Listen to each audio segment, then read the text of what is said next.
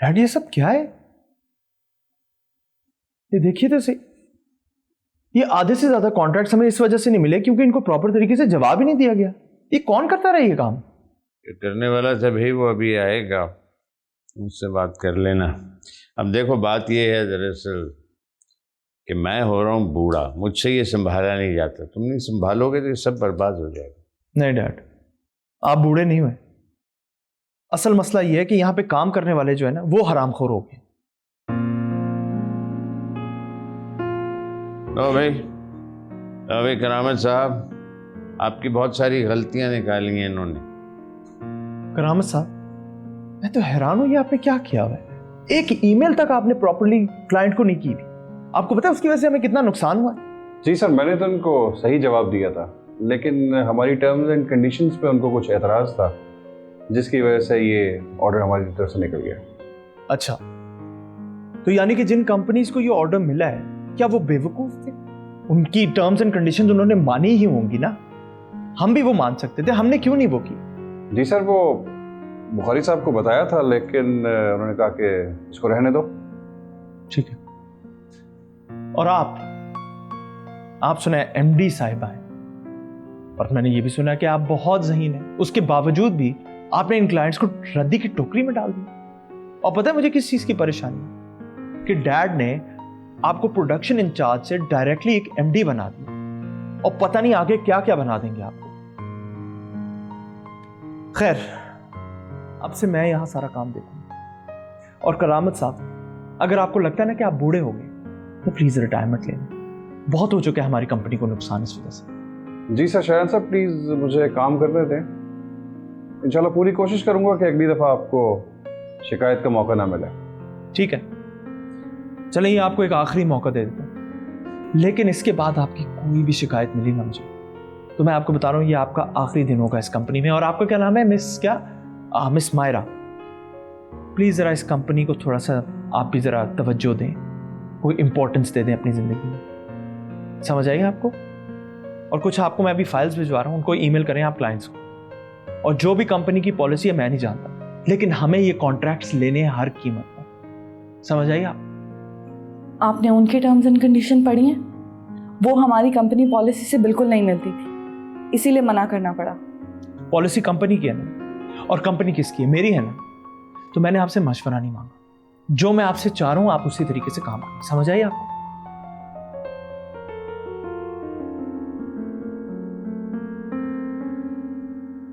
Dad, मैं आपको सच बात बताऊं, आपने एम्प्लॉय नहीं रिश्तेदार रखे हुए। इस तरह काम नहीं चल सकता। नहीं मायरा, देखो ठीक कह रही है कि ये जो उनकी टर्म्स एंड कंडीशंस थी, इनमें कोई तुम्हें फ़ायदा नहीं होना था, नुकसान नहीं होना था। क्या हो गया डैड आपको? आपको क्या लगता है कि मैं ये बातें नहीं समझता? मैं भी ये बातें जानता हूं, लेकिन ये सब वो तरीके हैं जिससे कंपनीज हमारी तरफ आएंगी तो सही ना। और एक दफा वो यहां आ जाएं, उसके बाद हम उनको मैनेज कर लेंगे। हाँ ठीक है भाई, जैसे तुम सोच रहे हो गुड।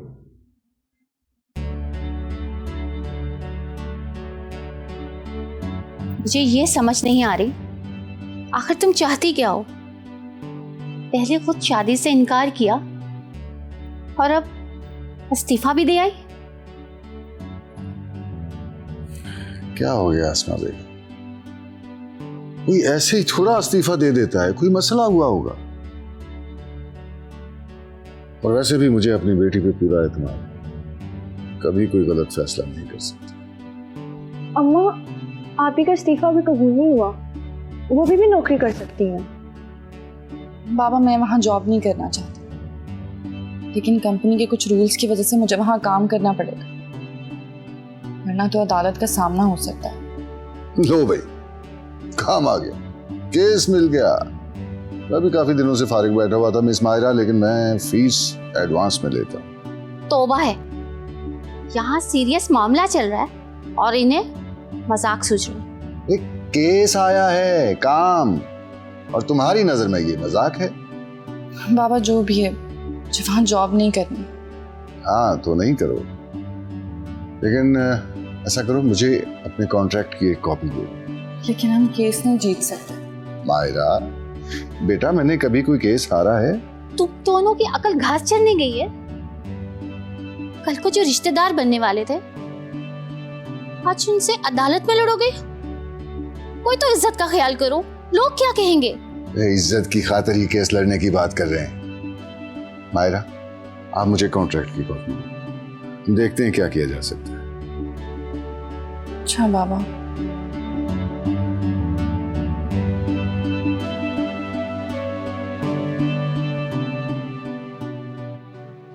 अरे वाह, मेरा बेटा तो आज बहुत अच्छा लग रहा है। पता नहीं मैं आपको एक थका हुआ इंसान कैसे इतना अच्छा लग सकता है। थका हुआ इंसान नहीं, एक मर्द काम करता हुआ बहुत अच्छा लगता है, चाहे वो बाप हो, बेटा हो या शौहर हो। मुझे समझ नहीं आ रही इस बात को क्यों इतनी अहमियत दी जा रही। मैं बाहर भी जब था तो काम ही करता था। पहली दफ़ा थोड़ी किया ज़िंदगी में घर से बाहर। इंसान का पहला दिन कोई नहीं होता, बस आखिरी दिन होता है। वो दिन होता है जिस दिन वो मरता है। तौबा तौबा, कैसी बातें कर रहे हो? तुम्हें पता है ना, माँ के सामने बेटा ऐसी बातें करे तो माँ को बिल्कुल अच्छा नहीं लगता। और पता नहीं कहाँ से इतनी बातें सीखी हैं तुमने, किसी बात का सीधा जवाब ही नहीं देते हो। मम्मी मैं सीधा जवाब ही देता हूँ, ये तो आप लोगों को लगता है कि मैं उल्टा जवाब दे रहा हूँ। अच्छा चलो, तुम फ्रेश हो जाओ, मैं तुम्हारे लिए अच्छी सी कॉफ़ी बनवा दूँ। देखा, अब आप गलत बात कर रही। पहले आप कह रही थी कि मैं बड़ा अच्छा लग रहा हूँ, अब आप कह रही हैं मैं जाके फ्रेश हो जाऊँ। अच्छा जाओ, फ्रेश हो जाओ और मैं तुम्हारे लिए कॉफ़ी बनवाती हूँ, ठीक है? चलो।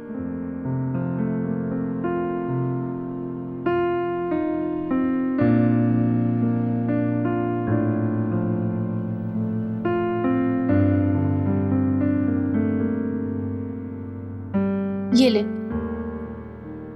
ये क्या? ये आपकी बेटी की कॉन्ट्रैक्ट की कॉपी है। वो कह रही थी कि अब्बा को दे देना और देख लें कि क्या करना है। ठीक है, मैं देख लूंगा आज। मैं तो कहती हूँ कि आप अभी भी सोच लें। इतनी अच्छी नौकरी है, दोबारा नहीं मिलेगी। एक तो तुम मेरी बेटी को हमेशा अंडर एस्टिमेट करती है। अरे भाई, ये नौकरी भी उसको उसकी काबिलियत की बिना पे मिली थी। अगर ये छोड़ देगी तो आगे भी उसको नौकरी उसकी काबिलियत की बिना पे ही मिल जाएगी। मगर उसे छोड़ने की जरूरत ही क्या है? यार, अगर मायरा वहाँ जॉब नहीं करना चाहती तो हम उसे मजबूर करने वाले कौन होते? हम उसके माँ बाप हैं और हमारा फर्ज है कि हम उसके गलत फैसलों पर टोके। वकील चाहे जितना मर्जी अच्छा हो, बीवी के साथ बहस में नहीं जीत सकता। खुदा का वास्ता शाकिर साहब, कभी संजीदा होकर भी बात कर लिया करें। इतनी ढील मत दें बेटियों को। इस बारे में मेरे ख्यालात से आप बखूबी वाकिफ हैं, इसलिए मैं कुछ नहीं कहूँगा। खुदा हाफिज़। पता नहीं कब इनको मेरी बातों की समझ आएगी।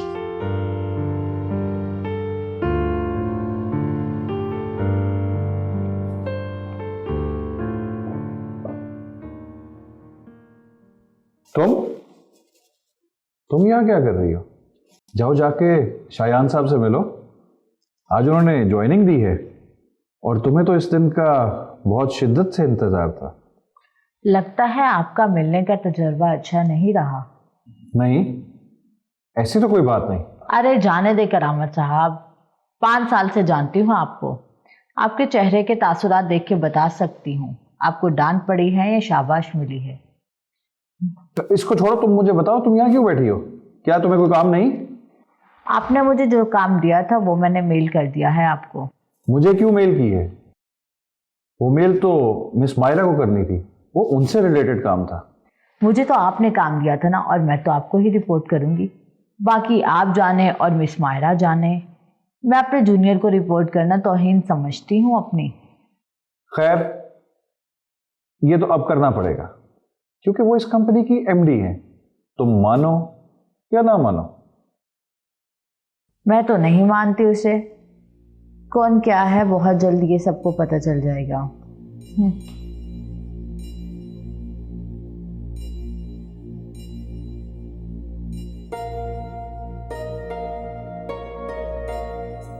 चाचू, चाचू, चाचू कहाँ है? बता कर नहीं गए, बस निकल गए थे किसी काम से। अच्छा, चलो ठीक है, फिर मैं बाद में बात। शयान, तुम मुझसे नाराज हो? मैं क्यों तुमसे नाराज हूँ? अच्छा, आई एम सॉरी फ्रेंड्स। हाँ, लेकिन मैं तुमसे नाराज नहीं था। नहीं, मुझे लगा कि मैंने अपने बचपन के दोस्त को खो दिया। तुम लोग कितने जज्बाती हो यार। कितना टाइम है तुम लोगों के पास ये बातें सोचने के लिए, जबकि मुझे बिल्कुल भी कुछ ऐसा फीलिंग नहीं आई तुम लोगों से। हाँ शयान, हम ऐसे ही हैं क्योंकि हमें रिश्तों की कदर है। रिश्ते जो होते हैं ना, मफाद की जंजीर होते हैं। जिससे जितना ज्यादा काम और लालच होती है, उतना ही ज्यादा गहरा रिश्ता होता है। वैसे सही है, क्या ऑपरेशन किया है ना तुमने रिश्तों के बारे में। हाँ, तो कुछ गलत तो नहीं कहा, ऐसा ही है ना शयान? हाँ ऐसा है, लेकिन कुछ लोग हैं जिन्हें रिश्तों की कदर होती है और उसकी अहमियत को समझते हैं। अच्छा यार, जो भी है, अब क्या प्लान है तुम्हारा? जैसे तुम कहो। यार वैसे बहुत बोरियत हुई है मुझे तुम्हारे बगैर, चलें कुछ करें? चलो, तुमने लालच में ही सही, लेकिन कुछ समझा तो मुझे। तो चलो आप दोनों चल के बोरियत दूर करते हैं। Okay, then give me a second, let me get my bag.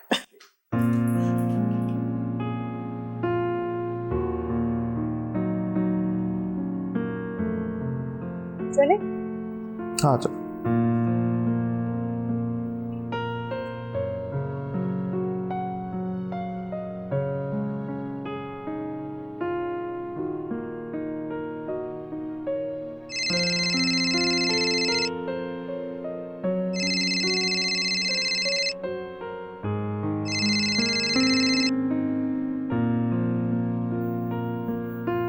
अस्सलाम वालेकुम।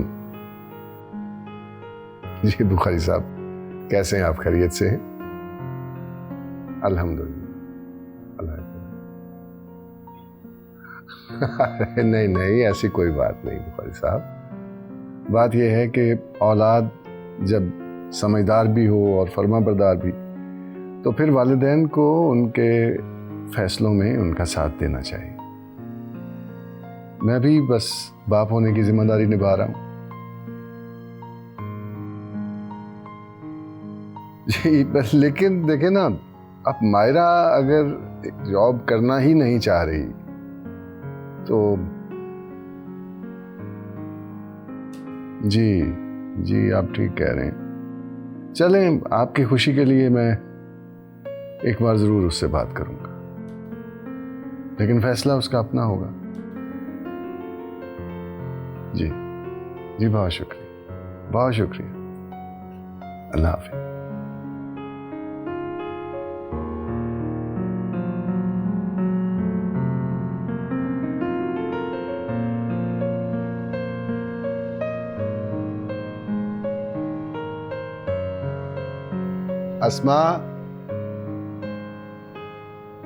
अस्मा खाना लगा दो यार, बहुत भूख लग रही है। भाईजान मैं ना अभी आपको कोई जवाब नहीं दे सकती। नहीं, मैं इनकार नहीं कर रही। आपकी बेटी मेरे अहमद की दुल्हन बने, इससे बढ़कर मेरे लिए खुशी की क्या बात होगी। लेकिन अहमद अभी पढ़ रहा है ना। हाँ, उसके ना पेपर हो रहे हैं, तो उसके अब्बू कहते हैं कि जब तक उसके पेपर ख़त्म नहीं हो जाते हम उससे ऐसी कोई बात ना करें, उसकी पढ़ाई का हर्ज होगा। अरे नहीं भाईजान, ऐसी कोई बात नहीं है। अहमद और उसके अब्बू को रिश्ते से इनकार नहीं है। जो असल बात है ना, वो मैंने आपको बता दी है। भाईजान आप मेरी किसी बात से नाराज़ ना होइएगा प्लीज़। एक आप ही से तो मेरे खून का रिश्ता है, मैं आपको कैसे नाराज़ कर सकती हूँ भाईजान। आप मेरी बात समझ रहे हैं ना। अल्लाह ने चाहा तो सिद्रा ही मेरी बहू बनेगी, आप फिक्र ना करें। रजिया ठीक है भाईजान। क्यों झूठे दिलासे दे रही हो तुम उन्हें? सीधी तरह मना क्यों नहीं किया? इतनी सफाक नहीं हूं कि सीधा जवाब देकर उनका दिल दुखा दूं। भाई हैं वो मेरे, कैसे दे दूं सीधा जवाब? आप खुद सोचें, बेटी के बाप हैं वो, क्या सोचेंगे? आपने नहीं करनी ना अहमद की शादी सिद्रा से, तो ना करें। मेरे भाई हैं, मैं जानती हूं मैंने उनको कैसे जवाब देना है, मैं दे लूंगी, आप फिक्र ना करें।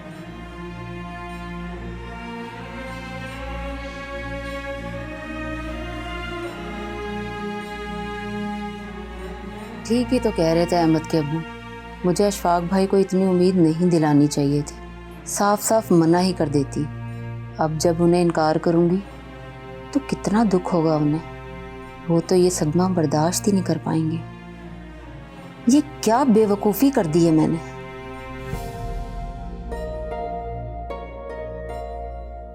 अस्मा,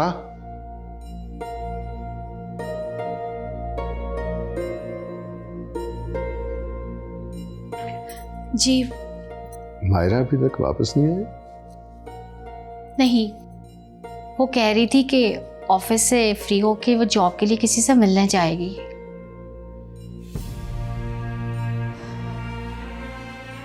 बुखारी साहब ने अभी उसका इस्तीफा कबूल नहीं किया है और आपको भी कॉल आई है कि उसे मना करें जॉब छोड़ने से। और क्या चाहिए आपको? आप क्या चाहते हैं कि वो आपके पाँव पकड़ ले? अगर मायरा ये जॉब छोड़कर अच्छी जॉब कर सकती है तो उन्हें भी मायरा की जगह कोई अच्छा मुलाजिम मिल जाएगा। ये तो उनकी अच्छाई है, उनका भड़कपन है कि उन्होंने खुद आपको फोन करके मना किया है। क्या तो तुम ठीक रही हो, लेकिन मैं मायरा को मजबूर नहीं करना चाहता। उसके जॉब छोड़ने के पीछे जरूर कोई वजह होगी, कोई बात तो है ना। आप एक बार उससे बात करके तो देखें। आप उसे कहें कि कुछ दिन के लिए जॉब ना छोड़े। बात करके देख लेते हैं। आ गई आपकी लाडली, आप उसे अभी बात करें। भेजो उसे मेरे पास।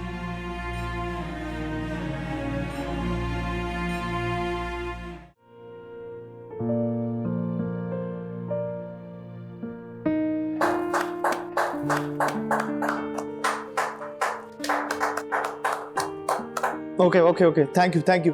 सब रिलैक्स करो। मेरे ख्याल से ठीक है, आप लोगों को लग रहा है कि आज जो हमने कॉन्ट्रैक्ट जीता है उसमें ऑब्वियसली मेरा हाथ है और ये मेरी कामयाबी है। नहीं, ऐसा बिल्कुल भी नहीं।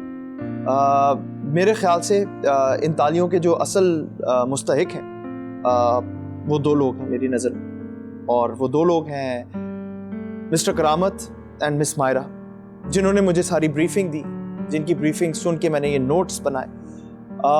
तो अगेन मैं ये कहूँगा कि इसमें मेरा कोई हाथ नहीं है इस कामयाबी में। इस कामयाबी में अगर किसी का हाथ है तो वो इन दो शख्सियतों का है जिनके मैंने नाम लिए।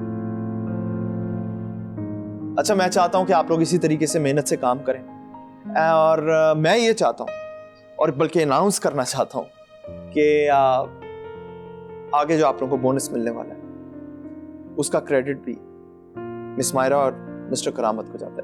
तो इनके लिए मिलकर सब तालियां बजाते हैं। चल।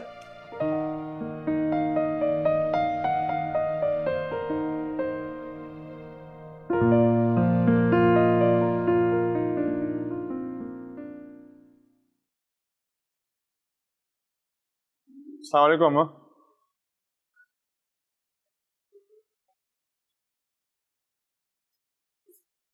हाँ अरे अम्मा, खाने में क्या बनाया? कसम से बहुत भूख लग रही है। हाँ, जाओ कमरे में, मैं लाती हूँ गरम करके। क्या हो गया अम्मा? आज तो तेरा मूड बड़ा ही खराब है। अहमद, मेरा ना दिमाग मत खराब करो। तुम्हें खाना चाहिए ना, कमरे में जाके मुंह हाथ धो, मैं गरम करके ला रही हूँ। पर अम्मा,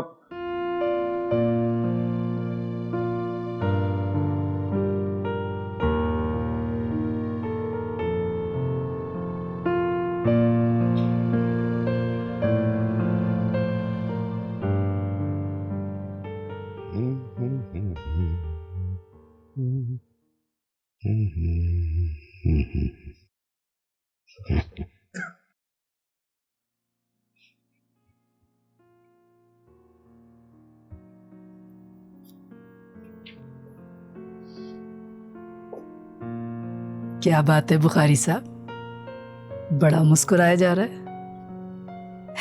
और ऑफिस से आके गुनगुनाया भी जा। क्या बात है? क्या तुम मुझसे शक कर रही हैं? औरत शक नहीं करती, मर्द शक करवाता है। तो अब ये बताएं कि मुझे क्यों शक में डाला जा रहा है। भाई आज मैं वाकई बहुत खुश हूँ। दिल जीत लिया है शायान ने। हाँ, क्या उसने काबू किया है सारा काम, फर्स्ट क्लास, वेरी गुड। मैं बहुत खुश हूँ, सच्ची बात, बहुत खुश हूँ।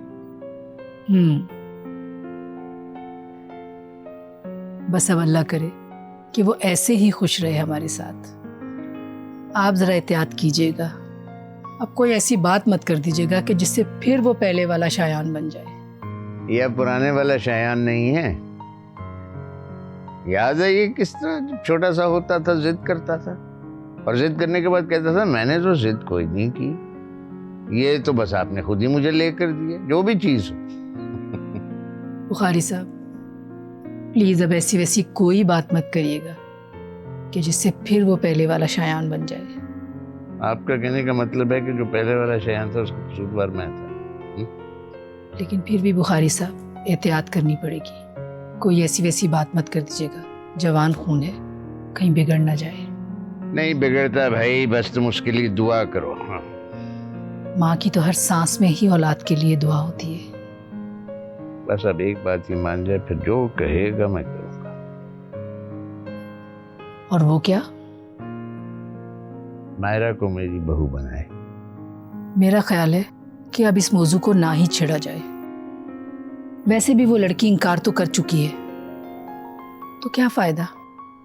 अब आप इस बात को छोड़ दें और बीना के लिए सोचें। पता नहीं क्यों आप उसके लिए इतने बदजन हैं। मायरा नहीं तो फिर बीना भी नहीं।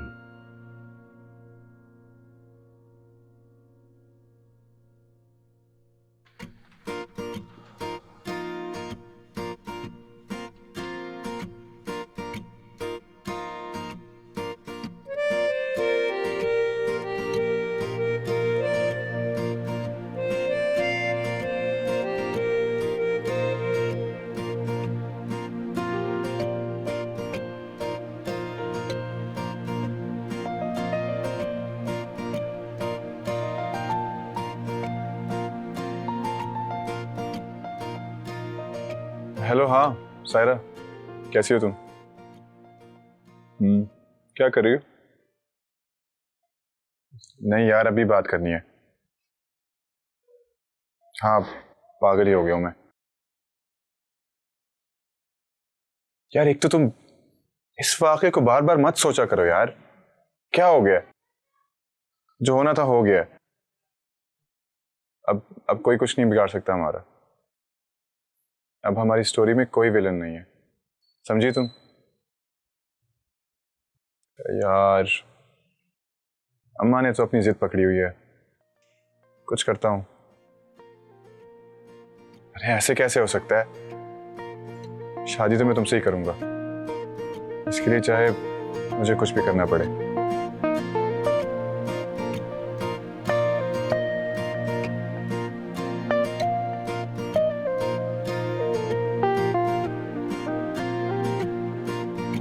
हाँ जी, जब से हमारे बेटे आए हैं वापस तो हमारे प्लेट में कुछ पड़ना तो दूर की बात है, हम पर ध्यान भी नहीं पड़ता है।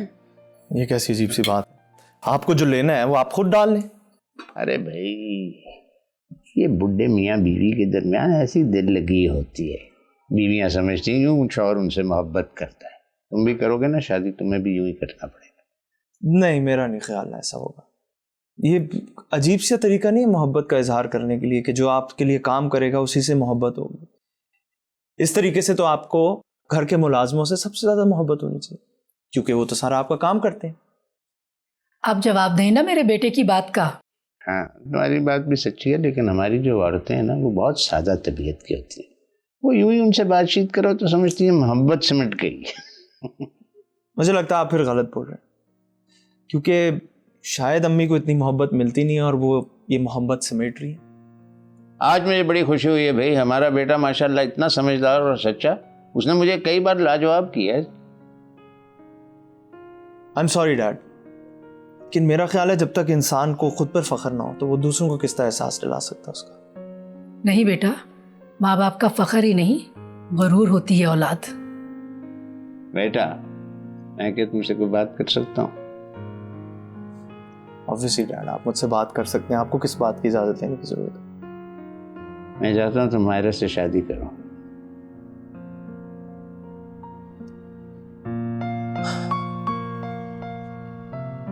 ठीक है, लेकिन मेरी एक शर्त होगी, और वो ये कि आप सारा बिजनेस छोड़ देंगे और सिर्फ आराम करेंगे। And let me handle everything, और आपको कुछ करने की जरूरत नहीं। और जो भी प्रॉपर्टी होगी, जो भी बिजनेस है, वो सब मेरे नाम होगा और मैं ही सब मैनेज करूंगा। क्यों बेगम, क्या ख्याल है? मुझे तो आज बहुत खुशी है कि मेरा बेटा मेरे लिए सोचता है। नहीं मॉम, मैं आप दोनों के लिए सोच रहा हूं।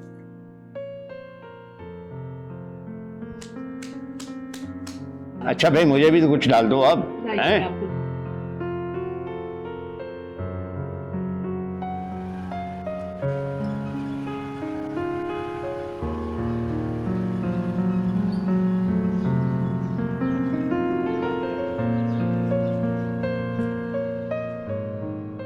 अच्छा ये तो बताओ, दोबारा कब मिलोगी?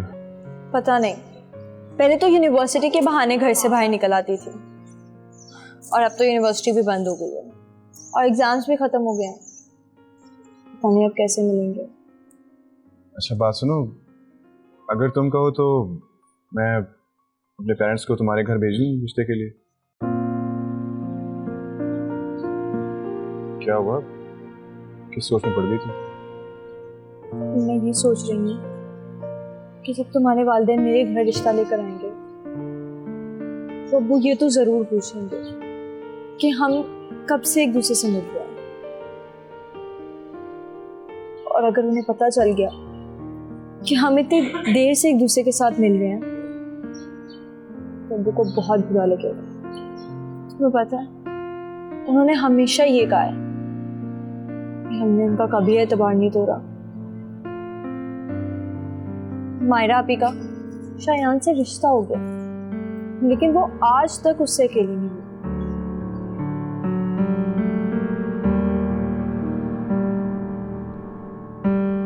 शायान,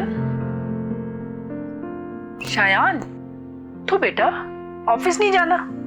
देखो टाइम क्या हो रहा है इतना। जा रहा हूं ऑफिस।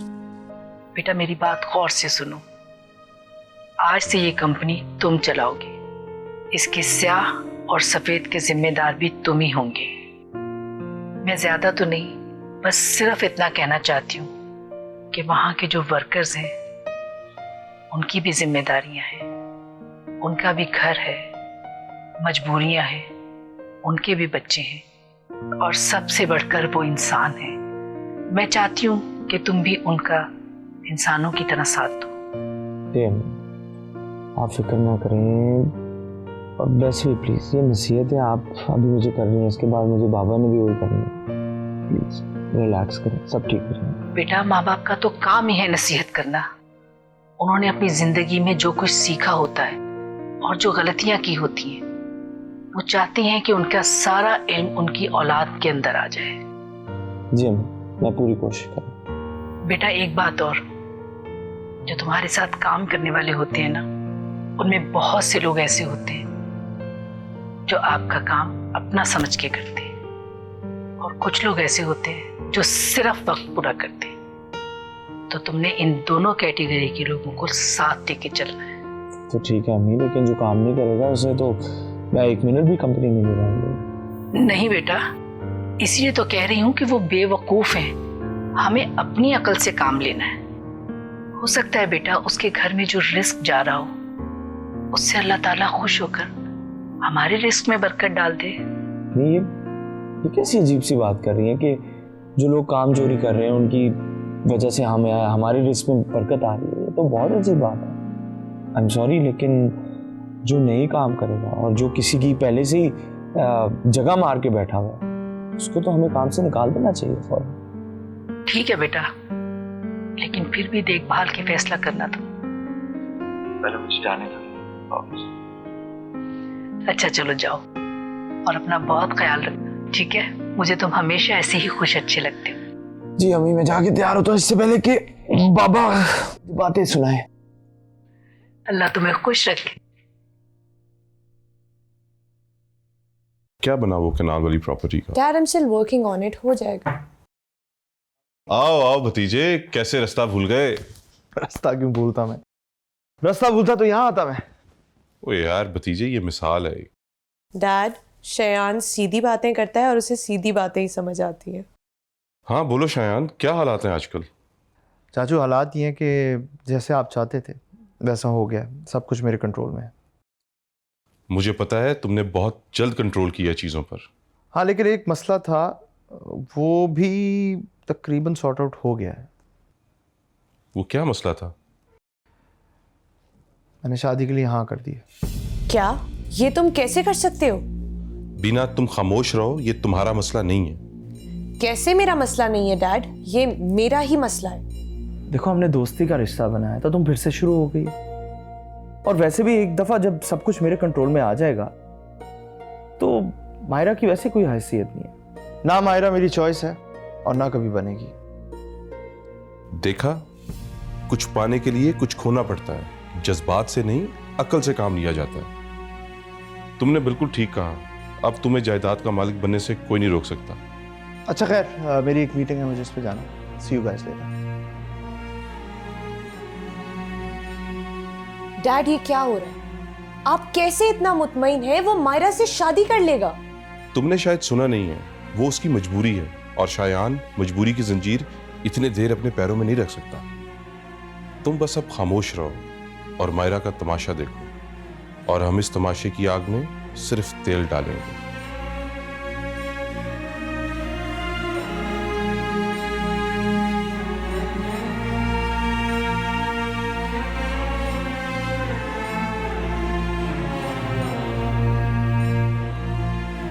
अस्सलाम वालेकुम। वालेकुम अब्बू, आप सब खैरियत है? हाँ, बस ऐसे ही सोचा कुछ देर तुम्हारे पास बैठ के बात ही कर लेते हैं। आज बुखारी सब तुम्हारी बड़ी तारीफ कर रहे थे। मुझे बहुत खुशी हुई उनसे तुम्हारी तारीफ सुन के। कह रहे थे बहुत ही मेहनती और ईमानदार बच्चा है। और पता क्या कह रहे थे? कहते हैं अहमद से कहो दिल लगा के पढ़े और अच्छे नंबरों में पास होके शयान की तरह मुल्क से बाहर चला जाए। आगे पढ़ने के लिए मुल्क से बाहर? हाँ, वो कह रहे थे वो भेजेंगे।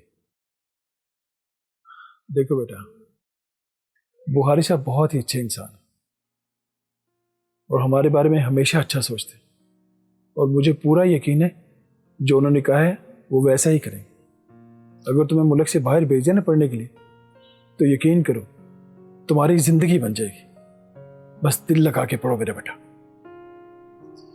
आप बेफिक्र हैं अबू, मैं अपनी पूरी मेहनत कर रहा हूँ। शाबाश, अब तुम पढ़ो, मैं जाके सोता हूँ। ऐसी पढ़ाई का खर्च हो रहा है तुम्हारा। अबू, हाँ, वो असल में अम्मी काफ़ी नाराज़ रहने लग गई है मुझसे। आप प्लीज़ उन्हें समझाएं, मुझसे वो इस तरह नाराज़ नहीं देखी जाती। और वो तो पागल है, उसे क्या पता जिंदगी में कुछ बनने के लिए बहुत सी कुर्बानी देनी पड़ती। उसे तो भाई की बेटी का गम सताया जा रहा है। उसका बस चले ना तो आज ही जाके ले आए उसे। तुम बिल्कुल परेशान ना हो, मैं समझाऊंगा तुम्हारी माँ को। बस तुम दिल लगा के पढ़ो और इतने नंबर ले लो कि मैं बुखारी साहब को सर उठा के बता सकूं। ठीक है मेरा बच्चा? शाबाश।